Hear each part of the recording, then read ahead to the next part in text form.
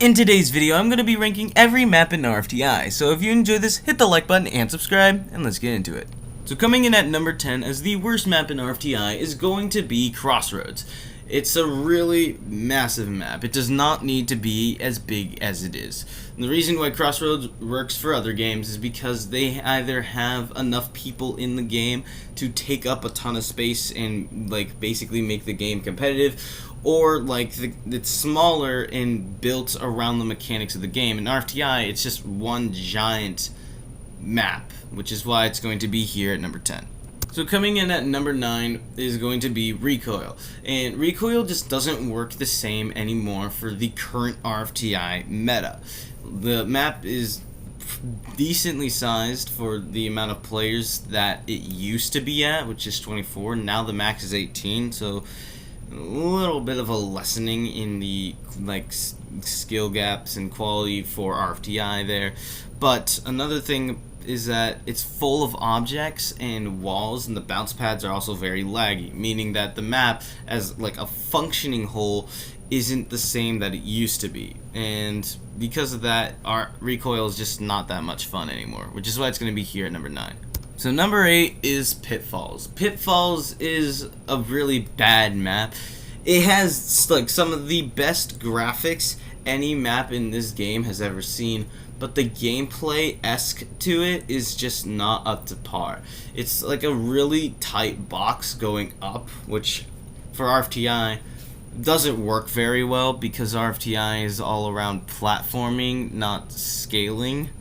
And the way that Pitfalls was built was for scaling, not the functionality that RFTI actually has.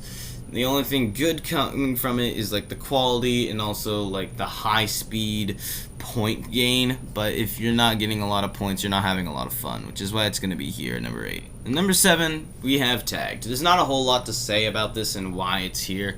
A lot of you may be surprised because Tagged is a newer map, but Tagged is at number 7 for one easy reason: the corridors. The corridors don't work very well with RFTI's meta, which is projectiles. A corridor is good for shooters, not projectile fighters, which is why it's going to be here at number 7 and why it will likely not get any higher than this. So coming in at number 6 is Quarry. Quarry is a really nice idea for a mineshaft, but it doesn't compete to the same same level as some of these other maps in the game, because Quarry is you can really camp on these maps, or this map in particular. You can just kind of sit there at the top of the weird inverted dome and just throw items down, come in, drop airstrikes, leave, and you're basically just winning by doing that. You don't actually have to do anything competitively gameplay wise to be good on Quarry, which is why it's going to be here at number 6. Now we have number 5, which is Winter Workshop. I really like Winter Workshop, but it's not a competitive map.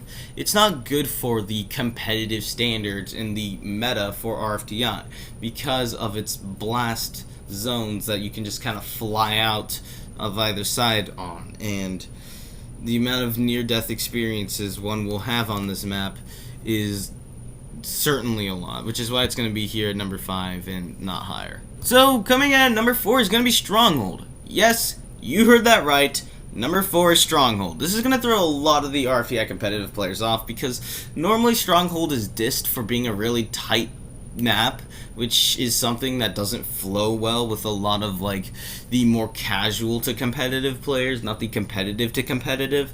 So yeah, but it's not a horrible map. It just gets a lot of bad rap because of its tightness.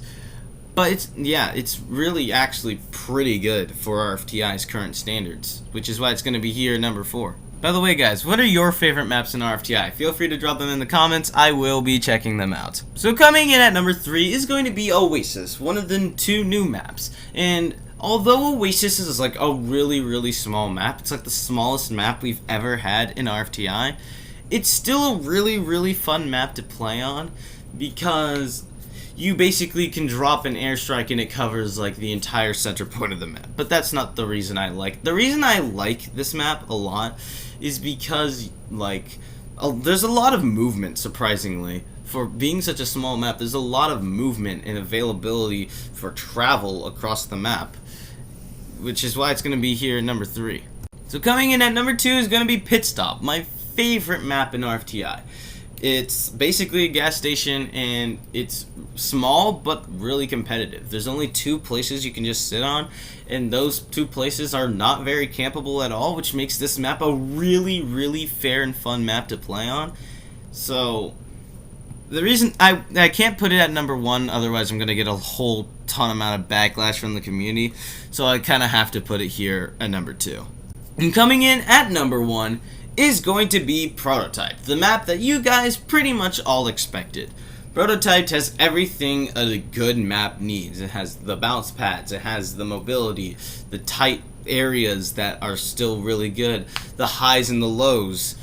It has all of that in like the perfect format for an RFTI map. And I think RFTI maps should be basically using the Prototype format as like a way to create a map that's good for RFTI, because no matter what game mode you're playing on Prototype, you're more than likely having fun, which is why it's here at number 1. If you enjoyed this video, make sure to hit the like button and subscribe, and I'll see you in the next one, guys.